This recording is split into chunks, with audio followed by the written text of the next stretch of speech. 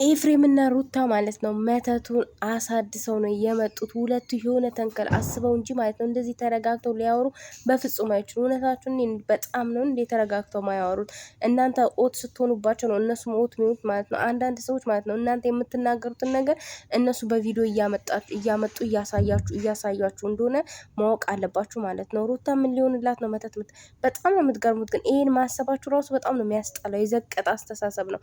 አብርሽ መጥቶ ለራሱ ጥቅም ሆነ መጥቶ የሆነ ነገር አድርጎ ቤት ምን ችግር አለው? ዴፍም ዳኒ ደግሞ አንተ ምን አገባክ? አይመለከትም። ስለ አብርሽ ጤንነት አሰብክ እንደ ጓደኛ አይደል? ግን ማን ላይ ቤተሰብ ማን ላይ ገብተህ አንተ እንደዚህ የመናገር መብት ራሱ የለም። ይሁን ከሸለፍታም ነገር ነው የምር። አንዳንዴ ሴት ወንድ በጣም ነው የሚያስጣላው። በጣም ይደብራል ማለት ነው።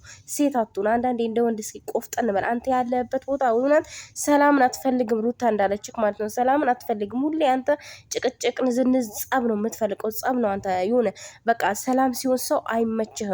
አንተ አሁን ሩታ ላይ እንደዚህ እየሆንክ ያለው እሷ ያንተን ነገር ተቀብላ አብርሽ እንደዚህ የሆነ መጥፎ ነገር ስላላደረገችው ነው እንደዚህ እየሆንክ ያለ። ነገ ግን ይቅርታ ስጠይቃት እናያለን ማለት ነው። ሁልሽም ይቅርታ ስጠይቃት እናያለን። ገባችሁ? ዛሬ ላይ እንደዚህ የምትሆኑት ነገ ሁላችሁም ይቅርታ ትጠይቋታላችሁ።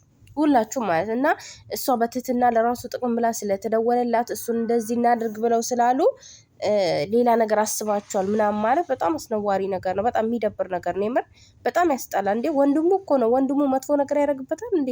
ለመጥፎ ነገር አስበው የጠራው እንዴ? እሷ እኮ ሚስቱ ናት። የልጇን አባት የሆነ ነገር ለማድረግ ለማደንዘዝ ታስባለች ብሎ ማሰብ ራሱ በጣም ከባድ ነው። ወንድሙንም እኮ በህግ ያስጠይቃል። ስምን በማጥፋት በጣም በብዙ ነገር ስማቸውን እያጠፋችሁ ነው። እና ኤፍሬም ከሷ ጋር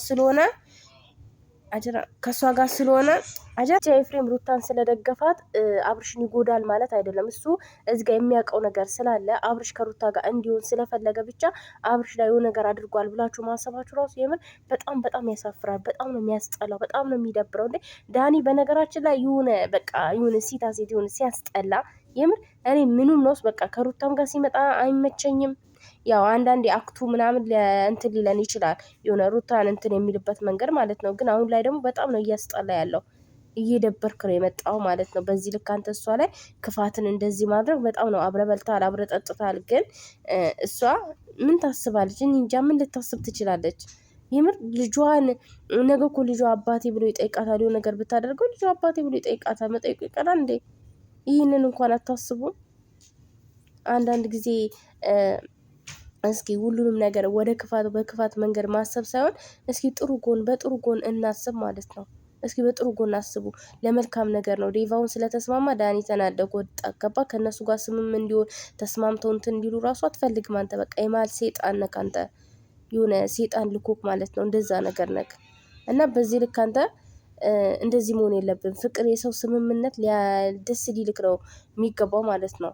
በቅናት አትበድ። እኔ መጨረሻ ላይ መስማማቱ ከኔ ዲቭ ደስ ብሎኛል። ለምን ራስህ ይዘህ መጣ ራስህ ይዘህ ማየት ትችላለህ። ልጁ ደግሞ ምንም የሆነ ነገር የለም። ምንም ነገር አልሆነም።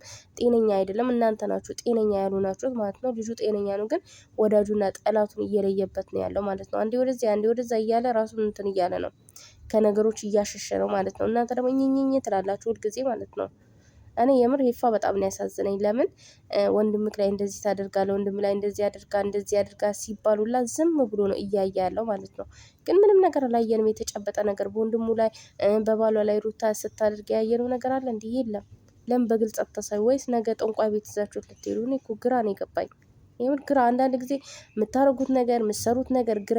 በነገራችን ኮሜንት ላይ የምትጽፉትን ነው እዚህ ጋር አይተው ኮሜንት ላይ ነው አይዲያ የሚሰጣቸው። ኮሜንት ላይ የሚጽፉትን ዛሬ ራሱ ሩታና ኤፍሬም አሳደር፣ ሩታና ኤፍሬም እንደዚህ አድርገው በጣም ነው እንደ ያደረጉት።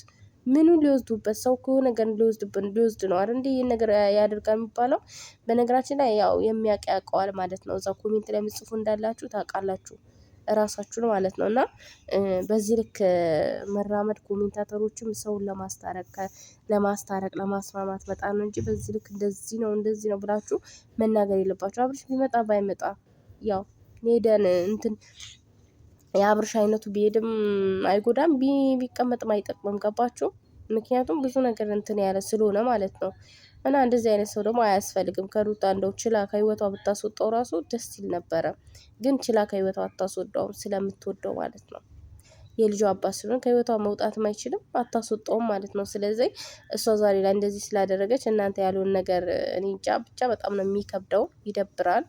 እና ፋሚሊዎች በጣም ነው የምወዳችሁ። ላይክ ሰብስክራይብ አድርጉ፣ አበረታቱኝ። ላይክ እያደረጋችሁኝ ሹዶቼ ዩቱቤ ቀዝቀዝ ብሏል እና ላይክ አድርጉልኝ። ላይክ ስታደርጉልኝ ማለት ነው ዩቱብ ራሱ ሼር ያደርገዋል እና ላይክ አድርጉልኝ። ሩታዬ ለማንኛውም አይክፋሽ። ሄርሜላም ያው ከሄርሜላ ጋር ፉክክር ልትይዥም አይገባም። እሷ ከፈለገች ገደል ትግባ።